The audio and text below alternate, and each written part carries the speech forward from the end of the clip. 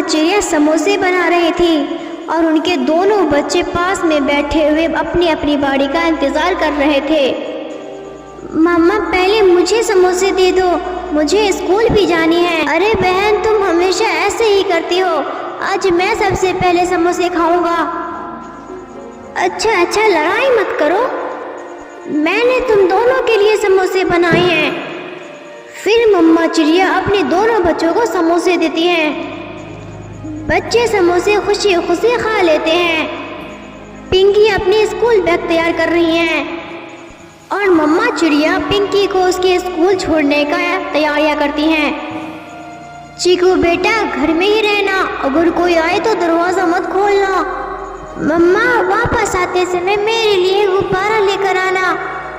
अच्छा बाबा, लेकर आऊंगी, मगर दरवाज़ा मत खोलना। मम्मा चिड़िया पिंकी को लेकर स्कूल चली जाती है।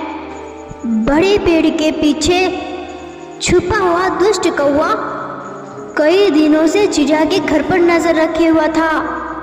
वो बच्चे पकड़ने वाला बुरा कौवा था। मम्मा चिड़िया को घर से जाते हुए देखकर काला कौवा उसके घर पर पहुंच जाता है। कोई है, घर पे है कोई? कौन हो सकता है? ये आवाज तो कबूतर अंकल की लग रही है। कोई है? अगर कोई है तो मुझसे गुब्बारे ले लो। हाँ, मैं घर में हूँ अंकल, मैं अभी आता हूँ। चिंकू जल्दी से दरवाजा खोलता है। हमें तो लगा कबूतर अंकल हैं, लेकिन आप कौन हैं? मैंने तो आपको कभी देखा नहीं। तुझे तेरी मम्मा बताना भूल गई होगी। मैं तुम्हारा कौवा ताया हूँ। मेरे पास रंग बिरंगे गुब्बारे हैं। क्या तुम गुब्बारा लेना पसंद करोगे? कौवे ताया, मुझे गुब्बारा बहुत पसंद है। क्या आप मुझे लाल रंग का गुब्बारा दे सकते हैं? हाँ, क्यों नहीं। फिर कौवा अपनी थैली से चीकू को लाल रंग का गुब्बारा निकालकर दे देता है। कैसा लगा ये तुम्हारा गुब्बारा? बहुत अच्छा। मेरी बहन के लिए भी एक गुब्बारा दे दोगे ताया? तुम अपने बहन और मम्मा के लिए भी लाल रंग का गुब्बारा लेना चाहते हो तो मेरे साथ आओ। वो सामने मेरे बड़े पेड़ के पीछे मेरा घर है। मैं दूंगा तुम्हें ढेर सारे लाल रंग के गुब्बारे। ये सुनकर चीकू बहुत खुश होता है। चले, मैं आपके साथ चलता हूँ। कौवा चीकू को साथ लेकर उड़ता है। कौवा ताया, मुझे डर लग रहा है। ये जगह मैंने आज से पहले कभी नहीं देखी। डरने की कोई ज़रूरत नहीं है। यहाँ पे मेरे सिवा और कोई भी नहीं है। चलो तुम घर के अंदर आ जाओ और तुम अपने पसंद के गुब्बारे ले लो। कौवा धोखे से चीकू को घर के अंदर ले जाता है और दरवाज़ा बंद कर देता है। मम्मा डांटेगी, आप मुझे जल्दी से गुब्बारा दे दे। मुझे मम्मा के आने से पहले घर जाना है। गुब्बारे? कौन से गुब्बारे? अब तुम यहाँ रहोगे मेरे कैद में। मैं तुम्हें किसी चील को बेचकर कमाऊंगा ढेर सारे अनाज या बदले में पके हुए फल।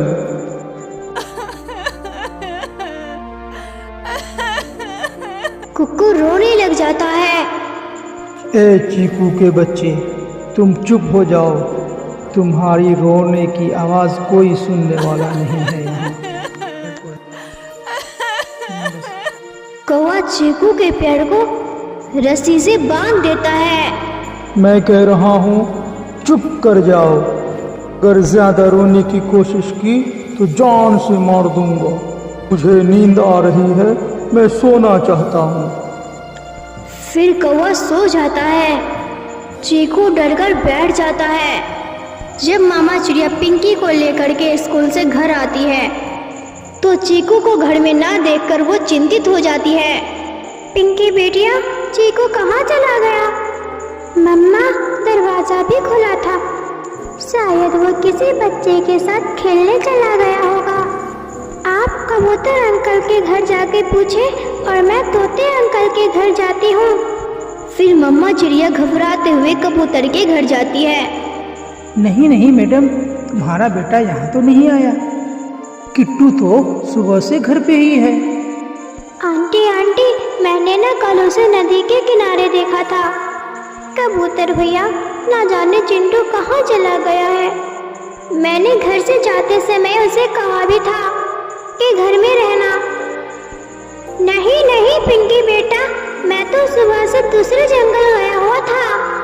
मैं तो अभी अभी आया हूँ, वो यहाँ तो नहीं आया। पिंकी रोती हुई वापस चली जाती है। पिंकी बेटी, कुछ पता चला चिंटू का? और रोई जा रही थी। कबूतर के घर में भी नहीं गया चिंटू, तो वो कहाँ जा सकता है? फिर मम्मा चिड़िया और पिंकी चिंटू को सारे जंगल में ढूंढती है। फिर शाम हो जाती है, मगर उन्हें चिंटू कहीं से भी नहीं मिलता। थक हार कर वो दोनों माँ बेटी फिर से घर वापस आ जाती है। मम्मा, चिंटू भाई कभी भी घर से ऐसे बाहर नहीं गया, उसे कोई लेकर गया होगा। मगर कौन ऐसा कर सकता है पिंकी बेटा? कहीं बुरा पक्षी? मम्मा, इस जंगल में सबसे बुरा पक्षी कौन हो सकता है? पिंकी बेटी, चील से बुरा कौन हो सकता है? वही पक्षियों के छोटे बच्चों को खाती है। मगर इन दिनों तो जंगल में कोई चील भी नहीं है। सुबह हो जाती है। मम्मा चिड़िया और उसकी बेटी पिंकी फिर से चिंटू के खोज में निकल जाती हैं। मम्मा चिड़िया नदी की तरफ और पिंकी घने जंगल की तरफ जाती है। एक घर देखकर पिंकी वहां जाती है। पिंकी घर के दरवाजे पर दस्तक देती है। अंदर से एक बुरी फख्ता बाहर निकलती है। छोटी चिड़िया, क्या बात है बेटी? आप रो क्यों रही हो? माँ जी, मेरा भाई कहीं खो गया है। क्या वो आपके घर तो नहीं है? नहीं बेटी, यहाँ तो कोई नहीं है। मैं यहाँ अकेली रहती हूँ। इस जंगल में तो कोई बड़ा पक्षी भी नहीं आता, फिर छोटा कैसे आएगा? माँ जी, कल से मेरा भाई नहीं मिल रहा। उसे कहीं चील तो नहीं खा गई होगी? बेटी, कई साल से इस जंगल में चील का आना जाना नहीं है।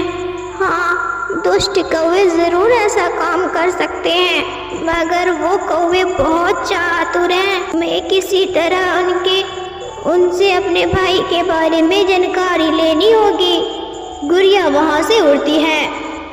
चुप कर जा, रो मत। तुम्हें मैंने ये जो खाना दिया है वो खाना खा लो, ताकि तुम जिंदा रह सकोगे। और तुम जिंदा रहोगे तभी मुझे कुछ हाथ लग सकेगा।